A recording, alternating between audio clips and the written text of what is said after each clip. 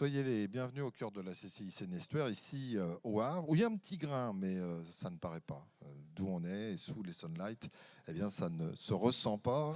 Soyez les bienvenus si vous souhaitez nous rejoindre sur ces 2 journées importantes pour les créateurs d'entreprises, les repreneurs d'entreprises, les dirigeants qui veulent se développer, puisque on peut réseauter, on peut développer, on peut avoir du conseil. Il y a des ateliers, et dans ces ateliers, par exemple, je vous cite 2-3 thématiques. On a l'intelligence artificielle et le chat GPT. C'est un peu d'actualité et ça peut paraître important si on le considère comme un allié pour le dirigeant et non pas uniquement comme un outil. La facture électronique obligatoire, on en parle beaucoup pour 2024. Le parcours RSE, on vous propose sur ces 2 journées un parcours RSE et un parcours créa. Là aussi, c'est hyper intéressant.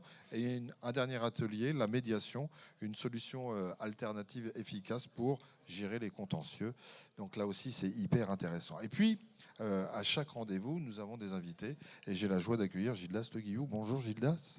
Bonjour Michel. Vous êtes responsable d'équipe PME et associé chez BHN. On va parler bien sûr de votre métier, on va parler de l'oreille grande ouverte que vous avez par rapport aux clients que vous conseillez. Mais on va revenir un peu sur BHN. Ancré ici sur le territoire, et c'est pas un mal, c'est même plutôt un très bien, parce que c'est un territoire en pleine expansion de développement, et c'est presque, j'allais dire, pas tout à fait, mais au centre entre la Basse, l'ex-Basse et l'ex-Haute-Normandie. Oui, on a cherché à fonder un cabinet qui est bien structuré sur la Normandie, alors qu'il soit haute et basse, mais effectivement avec des positionnements Caen, Saint-Jean-de-la-Neuville principalement, et Yvetot, donc au cœur de la Seine-Maritime, anciennement Haute-Normandie.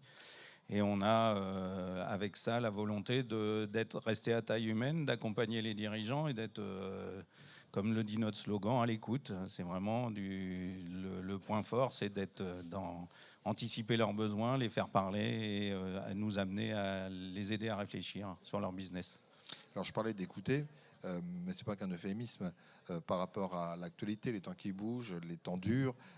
Il faut avoir cette véritable écoute pour pouvoir dispenser des conseils qui soient, j'allais dire, à la carte, au plus près, et qui correspondent peut-être pas à l'immédiateté, mais en tout cas dans pas longtemps à ce auront besoin les chefs d'entreprise.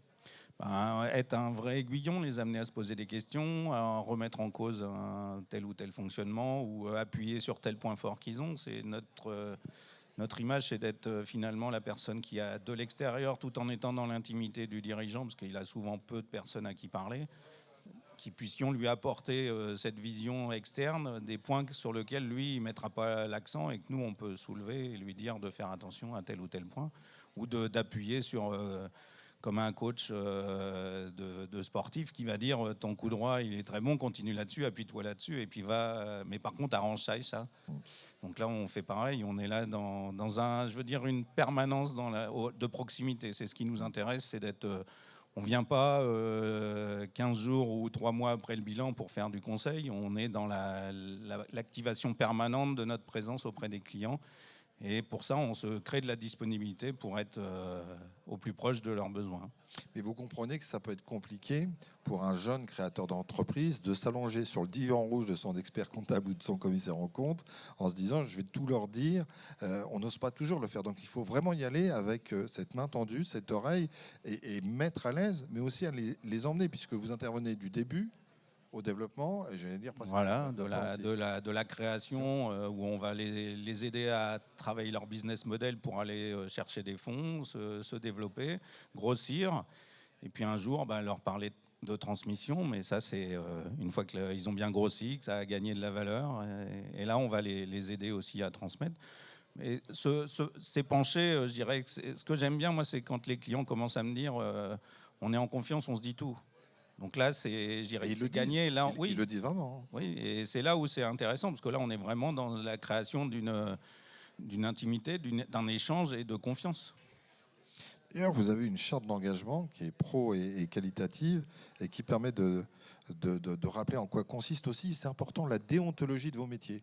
Parce que peut-être que certains n'y vont pas franc jeu comme vous le faites, mais c'est important de dire, voilà, on a écrit carte sur table, une déontologie, et à la fois, le client peut s'y retrouver. Oui, on est sur la transparence et l'indépendance, en fait. On s'oblige à dire des choses Alors que parfois, si on est trop proche, c'est difficile parfois de dire ce que tu fais, c'est pas bien, ou attention, tu dérapes. Bah là, on s'engage à garder finalement, même tout en étant dans l'intimité, à avoir suffisamment de recul pour garder de l'indépendance et avoir une opinion qu'on peut partager, même si elle n'est pas bonne. Alors votre spécificité, vous, c'est le financement et la transmission d'entreprise. Comment vous intervenez? Comment vous faites une TPE qui démarre, toute petite entreprise, elle vient vous voir, comment vous l'aiguillez, comment vous la conseillez? Elle vient de démarrer, donc... Nous, on va déjà s'intéresser à son business. Est-ce qu'il va avoir besoin de fonds ou pas besoin de fonds? S'il a besoin de fonds, on va l'aider à monter ses demandes, à qualifier ses demandes auprès des banques. Et comme on est bien implanté en termes de réseau auprès justement des différents financeurs, on sait ce qu'ils ont besoin, on sait comment les approcher.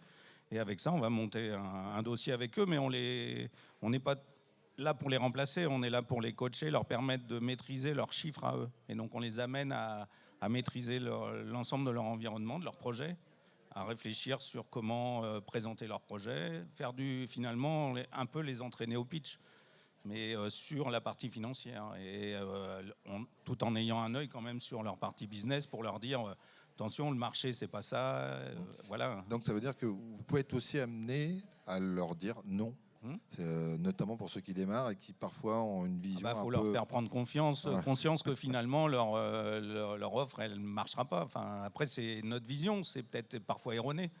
On a le droit de se tromper, mais eux aussi, parfois, se trompent dans leur approche business et la présentation qu'ils en font. J'étais une TPE, j'ai bénéficié de vos conseils, ça marche bien. Je me transforme en PME, je vais donc agrandir mon secteur d'activité, je vais employer du monde, il y a aussi le recrutement. Vous intervenez aussi pour le recrutement, éventuellement pour conseiller? Plutôt dans les métiers qui nous concernent, où si par exemple elle a beaucoup grossi, elle aura besoin peut-être d'internaliser de la compta ou du RH, et là on va plutôt les aider dans le recrutement de ces personnes-là, parce que c'est la continuité de notre intervention. Mais on n'ira pas chercher un ingénieur, on n'ira pas chercher d'autres métiers. Là, il y a des gens qui font ça très bien. Donc j'ai grossi. Effectivement, vous grossissez. Déjà, vous allez pouvoir changer d'interlocuteur éventuellement. Vous aurez toujours le même conseil, mais qui va s'appuyer sur des équipes. On a des équipes TPE qui ont le vrai langage avec les chargés professionnels au niveau de la banque. Et puis des gens qui sont chargés des PME, qui ont comme interlocuteur les centres d'affaires. Et donc à ce moment-là, on a la personne qui est adaptée finalement à l'environnement économique de l'entreprise. Thomas, une question de Candide. Je me développe à l'international. Là aussi, vous pouvez intervenir, parce que si ce n'est pas le même système, si ce n'est pas les mêmes façons, les mêmes domaines fiscaux sur lesquels on va intervenir, est-ce que vous pouvez intervenir ou pas? On trouvera un partenaire ou un correspondant. Mais votre réseau vous permet à chaque fois de pouvoir aiguiller le rerouter. On reste quand même sur un premier niveau régional, avec la volonté de maîtriser jusqu'à l'Île-de-France. Et après, on peut faire appel à des partenaires qu'on connaît. On essaye de qualifier des partenaires pour vous permettre d'avancer un peu plus loin. Mon entreprise a bien vécu. Et on me fait comprendre, notamment ma famille, qu'il serait temps que je transmette. Là aussi, vous avez un rôle sur cette transmission qui reste capital, à la fois pour le chef d'entreprise qui va s'en séparer, mais aussi pour les repreneurs qui peuvent être issus de l'entreprise ou pas. C'est un vrai coaching, parce que là, il faut anticiper, on va dire, c'est des choses qui s'anticipent sur au moins 4-5 ans, sur lesquelles vous allez devoir travailler la personne, parce que elle se prépare à un deuil quand elle va transmettre. Et donc, c'est là, il y a un vrai accompagnement, et puis on mélange souvent la direction opérationnelle et le détention capitalistique. Donc, il faut apprendre à séparer les deux, à travailler pour justement faciliter la transmission et permettre à ces gens de se trouver leur place future. Parce qu'il faut arriver que ces personnes qui ont finalement créé leur bébé, à un moment donné, trouvent une place future dans la transmission. Et donc, on les aide, on les accompagne. On a les structures juridiques pour les accompagner sur le plan juridique, mais aussi les structures opérationnelles pour venir les aider à réfléchir sur les différents montages, sachant que le montage, c'est la conséquence des décisions d'emplacement et de choix qui seront faits en termes de stratégie. Est-ce que vous pouvez aller jusqu'à avoir un rôle de tuteur entre le moment où le chef d'entreprise s'en va, le nouveau arrive et puis il n'y a plus personne et le jeune, enfin le jeune ou le moins jeune, mais le nouveau repreneur. Si le repreneur est, je dirais, adoubé par le prédécesseur, en général, on est là dans la continuité. Nous, on a la chance finalement d'avoir l'histoire de l'entreprise aussi, et donc de lui permettre d'avoir cette vision et de continuer à être l'aiguillon sur la vision du nouveau dirigeant. Gilles Das, pour finir, qu'est-ce qui vous plaît dans votre métier ? La communication, l'échange, la complexité des réflexions, tout un tas de rencontres. Je dirais que c'est plutôt l'humain d'abord. Et sinon, j'aurais choisi d'être en entreprise, mais j'ai choisi d'être justement dans un cabinet pour être dans l'échange et dans la rencontre humaine en priorité. Et cette semaine de la PME, ça fait écho à tout ça, c'est-à-dire que vous les rencontrez, des futurs, des nouveaux prospects ou clients que vous avez, et vous pouvez à nouveau conseiller, et on revient au système du réseau, parce que le réseautage est hyper important. Tout à fait. On constitue des recommandations, des prescripteurs, et à la fois aussi des prospects. Voilà, on est toujours dans l'humain et dans l'échange, dans se mettre finalement, essayer de comprendre l'autre et ses besoins.